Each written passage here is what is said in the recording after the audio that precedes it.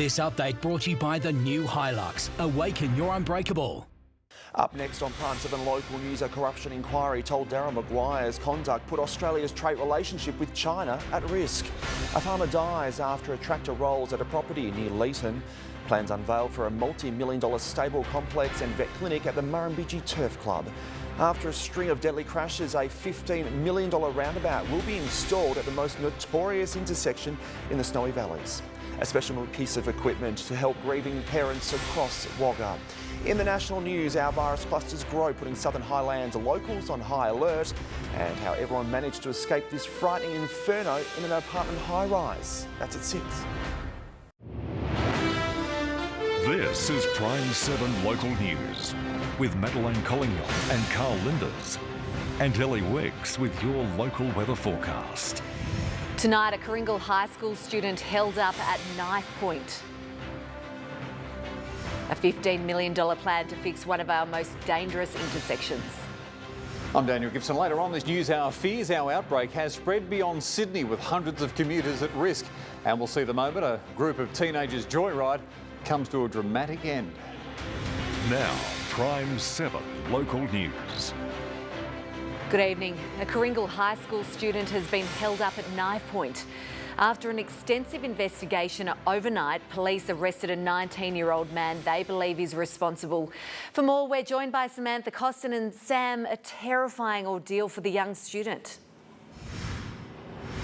It certainly was, Maddie. The 16-year-old managed to escape the armed man and get to his school, where he notified his teachers. The incident took place on the 22nd of September as the teenager was walking along Ziegler Avenue to Karl High. He was approached by the 19-year-old who allegedly produced a knife and demanded money and property. The young boy refused his advances and his requests and left the scene and attended the school straight away, where he reported it to the teachers at the school. The man was refused bail by Wagga Police overnight and was due to front Wagga local court late this afternoon. Thanks for the update, Sam. Samantha Costin there. ICAC has been told disgraced former Wagga MP Darryl Maguire made inappropriate threats over a Chinese trade deal, which angered the Premier's office. Let's go to Rochelle Brown now, who's been covering the corruption hearing today. And Rochelle, these threats were made in the form of a letter. That's right, Maddie. Mr Maguire wrote to a Chinese official regarding a Leeton hay operation, which wasn't even in his electorate. Former trade advisor Charles Karl gave evidence he was forced to get the Premier's office involved after reading the letter, which was centred around a Chinese company that had a 51% stake in the hay operation. Mr Maguire threatened to fly to Shanghai to get involved. At the same time, Minister Niall Blair was due to travel to China on his first important trade mission. The Premier's former Chief of Staff, Sarah Cruikshank, stated she would have reported the incident to ICAC if Mr Maguire refused to back down. Well, yeah, the simple reality is, even if it was a parliamentary secretary for trade, you wouldn't have a letter of the tone like this written by, well, frankly, anybody, not even the Minister for Trade or the Premier would write a letter in that tone. The inquiry will continue on Monday when Gladys Berejiklian will give evidence. Darryl Maguire will face the music after the Premier. Thanks, Rochelle. Rochelle Brown there. A farmer has lost his life in a tragic accident near Leeton. The 6-year-old was driving a tractor at an orchard on Stringer Road when it flipped. Emergency crews rushed to the scene but were unable to revive the man. The man is yet to be formally identified but is believed to be the occupant of the property. Safe Work New South Wales is investigating. The man responsible for the death of Filipino woman Melody Bruno has had his sentencing delayed in Wagga's District Court. Ryan Ross Toya has pleaded guilty to the manslaughter of the 25-year-old who died after an intimate encounter in his apartment in September last year. Toya will return to court on January 28th for a sentencing submission.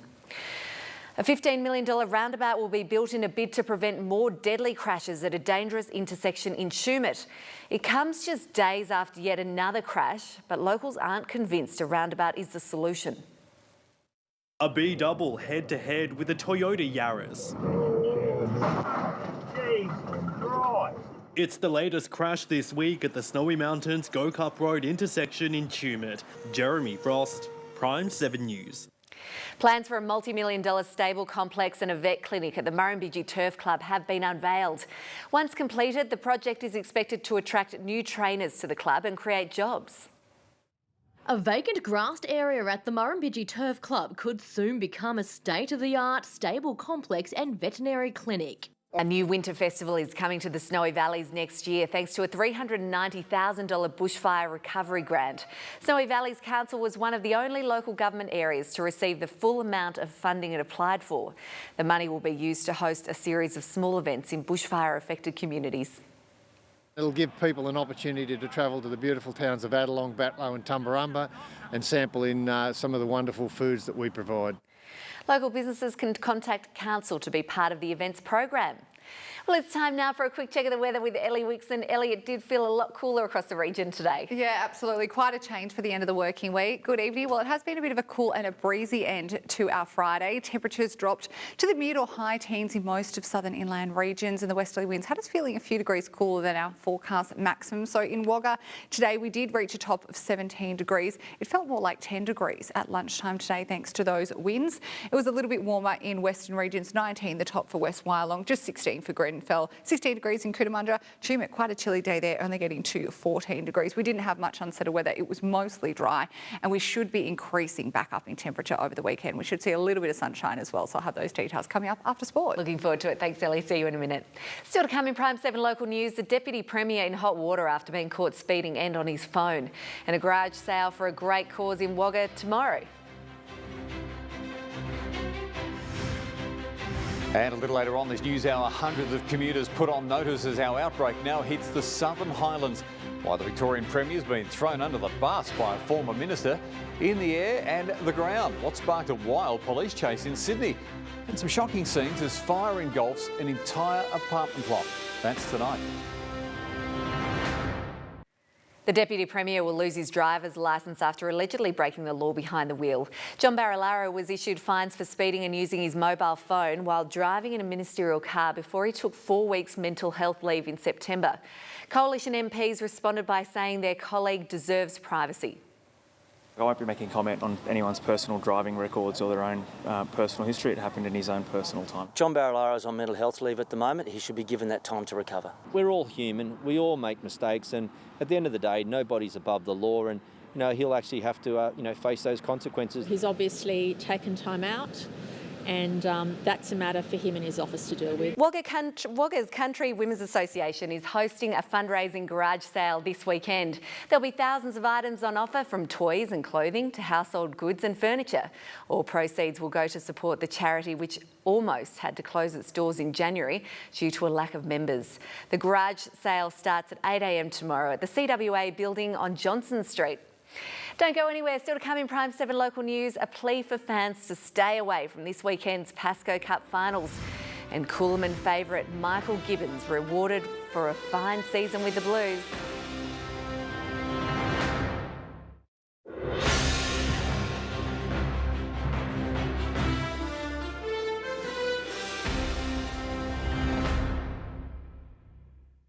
Good evening, everyone. Collignon favourite Michael Gibbons is reflecting on what was a memorable second season in the AFL. Recently elevated off the rookie list, he is now hoping to take his game to the next level in 2021.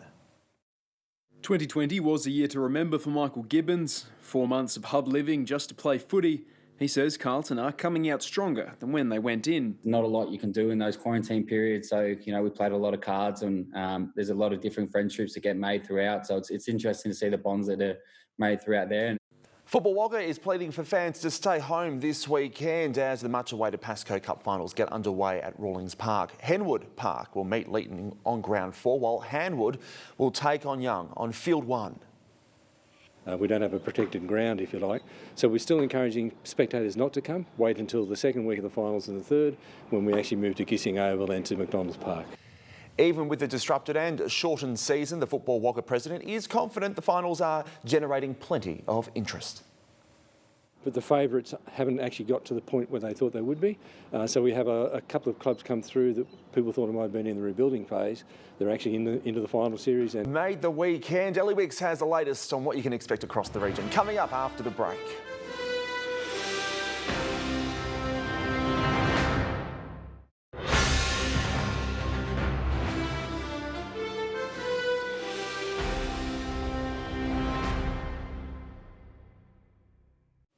Good evening again. Well, the low pressure system, which has brought the gusty winds across New South Wales today, will continue to head east, allowing a high pressure system to move in and create mostly fine and fairly sunny and settled weather across much of the state this weekend. We won't see too much of a change throughout next week, but the northeast of New South Wales may have some unsettled weather, but that's all thanks to some onshore winds. So that's really where most of the rain will be directed to next week. Inland southern areas will be fairly dry over the next few days. It's possibly late next week when we might get a little bit of rain, but as we can see from this, it'll be very light at this stage. The dominant feature will be that high pressure system over the coming days. Let's get a closer look at the all-important weekend weather forecast now. We are expecting a little bit of morning fog tomorrow. It'll be a cool night tonight, foggy in the morning, and then we should be getting back into the low 20s. So it should be quite nice throughout the day, mostly sunny skies and just some patchy cloud throughout. On to Sunday now, and we won't see too much of a change, but those overnight lows will start to creep back up. So Wagga down to 9 overnight before a top of 21 degrees throughout the day. Most of us should be reaching the low 20s with a cool south to southwesterly breeze. And then as we head into early next week, we'll start to build in temperature under that high pressure system. So we could be seeing daytime temperatures up around almost the mid-20s for some of us. A little bit cooler in Adelong, 24, 23 for Cootamundra and 22 degrees in Grenfell for our Monday. And if we take a look ahead, we're only going to get warmer throughout the week. So the next 7 days is looking quite nice. After a bit of a cloudy and unsettled week, we should be having a little bit more sunshine next week. 24 Tuesday, 25 degrees Wednesday. And then by this time next week, we might see another change moving in, bringing a little bit more rain across our region, Maddie. What a lovely week ahead. Yeah, it's looking Thanks, great. Elly. See you later. And that's your local news for tonight. Thanks for joining us. You can join the debate on your local issues on our Facebook page. But right now, Daniel Gibson has your national news, including the latest places exposed to COVID as community infections spike yet again.